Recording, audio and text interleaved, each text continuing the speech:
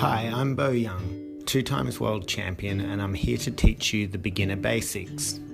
Now, before we begin, there are 3 things I want you to pay particular attention to. The first, selecting the right board. Second, your board setup.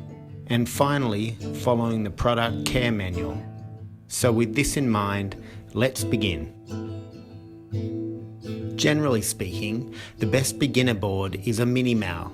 A mini mal will offer you a great deal of stability, buoyancy and forgiveness to help you overcome your initial hurdles and aid in your progression. I would suggest for the average Australian, a 7'6" mini mal would be a great place to start. And for those who are a little smaller or bigger, simply add or subtract 6 inches from this board size. And for those who are supping, a large 10'6" all-rounder would be my board of choice. Now that we have the right board, it is time to set yourself up for your first surf. The first step in doing so is to thoroughly read the product care manual. This informative booklet will not only help you through assembly and installation, it also has an in-depth guide with care instructions. As a beginner, it is important to understand surf etiquette, the unwritten rules of the ocean, and important details about your purchase found within this manual, so give it a good read. And now for the fun stuff.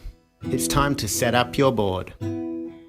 Starting with the grip, cleaning the board surface to ensure it is dirt and dust free, and placing the pieces directly above your rear fins.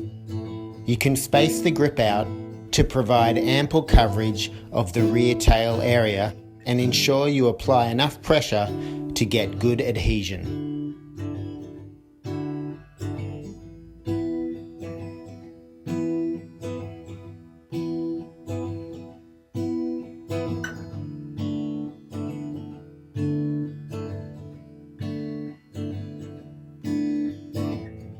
We can then proceed to installing the fins. And depending on your setup, installation can vary. If you have twin tabs, simply loosen the grub screws, insert your fin and finger tighten, ensuring you do not apply too much pressure that you strip the screw. Once complete, give them a wriggle and to check that they are firmly fit. Now onto the leash. Installing the leash is quick and easy. Simply feed the leash string through the leash plug, creating a double loop. Undo the Velcro on your leash and secure it through both loops of the leash string.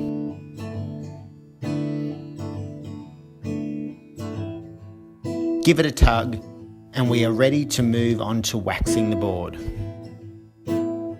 Begin by drawing diagonal lines across your board from nose to tail in a crisscross pattern, similar to a chessboard. Then, in a circular motion, rub the wax over the board surface to create additional beads of wax. And if you're wondering, don't worry, you can never add too much wax, so don't be afraid to apply a lot. And this completes your board setup.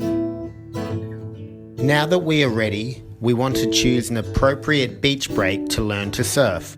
It can be a good idea to do a quick Google search for beginner breaks in your area. Ideally, for a beginner, you want a soft, full and rolling point break for the perfect learning environment. Remember to always surf within your means and never put your safety at risk, as such actions can be detrimental to not only your own health, but that of others and your beloved new board. Stay safe and have fun as you are now ready to hit the beach. Don't forget to tune into our next episode for more helpful tips and tricks.